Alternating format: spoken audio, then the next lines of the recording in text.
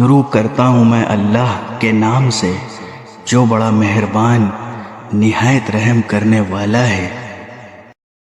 اور پھر یہ ہوا کہ ان کی قوم نے ان سے حجت شروع کر دی۔ ابراہیم نے ان سے کہا، کیا تم مجھ سے اللہ کے بارے میں حجت کرتے ہو جبکہ اس نے مجھے ہدایت دے دی ہے؟ اور جن چیزوں کو تم اللہ کے ساتھ شریک مانتے ہو میں ان سے نہیں ڈرتا کہ وہ مجھے کوئی نقصان پہنچا دیں گی، الا یہ کہ میرا پروردگار مجھے کچھ نقصان پہنچانا چاہے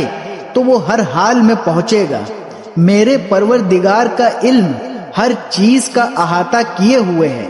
کیا تم پھر بھی کوئی نصیحت نہیں مانتے؟ اور جن چیزوں کو تم نے اللہ کا شریک بنا رکھا ہے میں ان سے کیسے ڈر سکتا ہوں جبکہ تم ان چیزوں کو اللہ کا شریک ماننے سے نہیں ڈرتے جن کے بارے میں اس نے تم پر کوئی دلیل نازل نہیں کی ہے۔ اب اگر تمہارے پاس کوئی علم ہے تو بتاؤ کہ ہم دو فریقوں میں سے کون بے خوف رہنے کا زیادہ مستحق ہے؟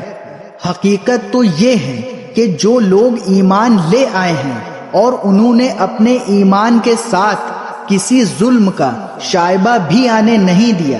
امن اور چین تو بس انہی کا حق ہے، اور وہی ہیں جو صحیح راستے پر پہنچ چکے ہیں۔ یہ ہماری وہ کامیاب دلیل تھی جو ہم نے ابراہیم کو ان کی قوم کے مقابلے میں عطا کی تھی۔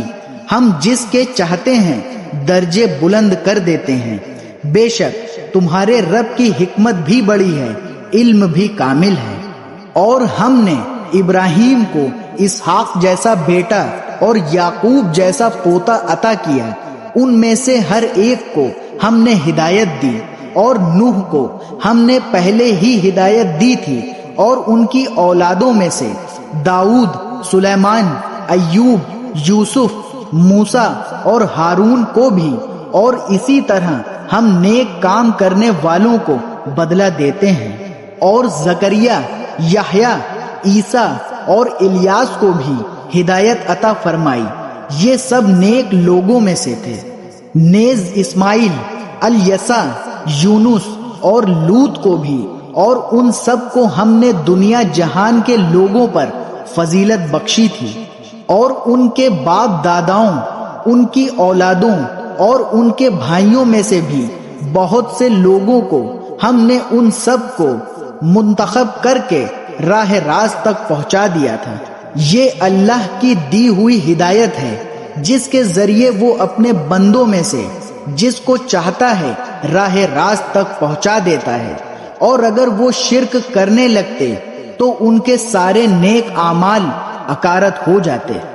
وہ لوگ تھے جن کو ہم نے کتاب، حکمت اور نبوت عطا کی تھی۔ اب اگر یہ عرب کے لوگ اس نبوت کا انکار کریں تو کچھ پرواہ نہ کرو، کیونکہ اس کے ماننے کے لیے ہم نے ایسے لوگ مقرر کر دیے ہیں جو اس کے منکر نہیں۔ یہ لوگ جن کا ذکر اوپر ہوا وہ تھے جن کو اللہ نے مخالفین کے رویے پر صبر کرنے کی ہدایت کی تھی، لہذا اے پیغمبر تم بھی انہی کے راستے پر چلو۔ مخالفین سے کہہ دو کہ میں تم سے اس دعوت پر کوئی اجرت نہیں مانگتا، یہ تو دنیا جہان کے سب لوگوں کے لیے ایک نصیحت ہے اور بس۔ اور ان کافر لوگوں نے جب یہ کہا کہ اللہ نے کسی انسان پر کچھ نازل نہیں کیا تو انہوں نے اللہ کی صحیح قدر نہیں پہچانی۔ ان سے کہو کہ وہ کتاب کس نے نازل کی تھی جو موسیٰ لے کر آئے تھے، جو لوگوں کے لیے روشنی اور ہدایت تھی، اور جس کو تم نے متفرق کاغذوں کی شکل میں رکھا ہوا ہے، جن میں سے کچھ کو تم ظاہر کرتے ہو اور بہت سے حصے کو چھپا لیتے ہو، اور جس کے ذریعے تم کو ان باتوں کی تعلیم دی گئی تھی جو نہ تم جانتے تھے نہ تمہارے باپ دادا۔ اے پیغمبر تم خود ہی اس سوال کے جواب میں اتنا کہہ دو کہ وہ کتاب اللہ نے نازل کی تھی، پھر ان کو ان کے حال پر چھوڑ دو کہ یہ اپنی بےہودہ گفتگو میں مشغول رہ کر دل لگی کرتے رہیں۔ اور اسی طرح یہ بڑی برکت والی کتاب ہے جو ہم نے اتاری ہے، پچھلی آسمانی ہدایات کی تصدیق کرنے والی ہے، تاکہ تم اس کے ذریعے بستیوں کے مرکز یعنی مکہ اور اس کے ارد گرد کے لوگوں کو خبردار کرو، اور جو لوگ آخرت پر ایمان رکھتے ہیں وہ اس پر بھی ایمان رکھتے ہیں اور وہ اپنی نماز کی پوری پابندی کرتے ہیں۔